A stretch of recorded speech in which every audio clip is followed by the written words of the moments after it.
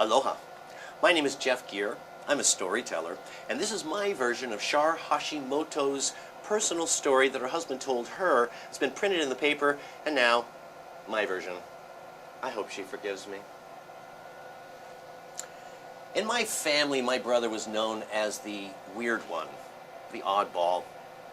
A bookworm, brilliant. He was the apple of my parents' eyes, and it was a challenge to keep up with him physically and academically. But he freaked me out sometimes. For instance, we'd be driving along in the car, and in mid-sentence, he'd look over at the cemetery, drop the sentence, and his eyes would float across the landscape of the headstones and the flowers. And he'd fall into this reverie until, of course, a pinch or a poke in his arm would break it up. But I idolized my brother, as only young brothers can. One afternoon, we were playing baseball in the backyard. He dropped the bat, said, "Come on!" Jumped on his bike, and he was gone before I even knew what to do. We came back in a half hour, dropped the bike again, came over to me, punched me in the head. "Hey, what?" He said, "What, didn't you see it? I told you to come. Where were you?" "What are you talking about?" "Over the house." It was silver. A big platter, floating, soundless. Yeah, it came over the house, over us, and then flew it out over the trees.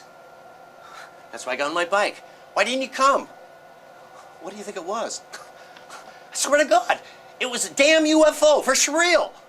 Well, that word brought my mom popping out of the door. That ended the conversation, but not the ribbing. My uncle got word of it. "What? One UFO floated over Honolulu, and you're the only guy that could see him?" Weird. Now, those days we lived in a house, across the street. There lived a family, Hawaiian. Junior was huge, and he inspired fear and awe. He had a huge voice, and he drove a chopper, and he fixed cars for a living. Well, because of his diverse clientele, my mother forbid us to play over there, except on Halloween. Junior would turn his carport into a haunted house, light up the barbecue, invite everybody over, serve hot dogs and candy. We loved it. Now, one afternoon, we came back from baseball practice. There was a fire engine and an ambulance in the carport. We ran inside. "Mom, what's up?" "Mind your own business." We watched, of course, and after a little while, a gurney came out. On it, there was a body covered in a sheet. The paramedics put it in the ambulance, and they went away. Somebody died. For real, somebody died. Well, after dinner, we speculated who it might be. We figured it must be Junior's wife, because she was what you call a big-body gal. At night, I woke up, had to pee after midnight. Noticed my brother wasn't in his bed. I found him by the picture window, looking across the street. He said, "Shh, look." I looked, and in the moonlight, I could see Junior outside the front door.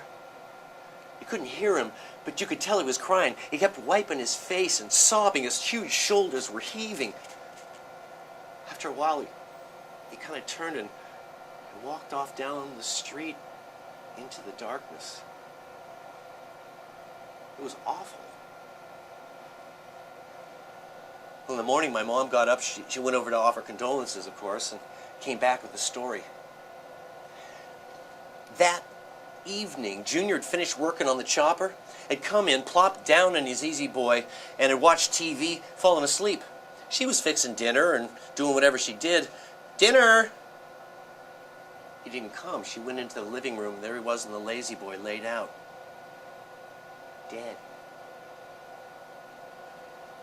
My mind went into a reel. I was like, "What? What?" I ran to my brother. I said, "Junior, not the wife. Junior died. Junior died, but we saw him. We saw..." "Oh, you saw him too?" "Of course I saw him." Who was that, or what was it? Should we tell Mom?" "Nah. Why? They wouldn't believe us anyway." And so for these many years, I've kept the story to myself. Until now, when I told it here to you.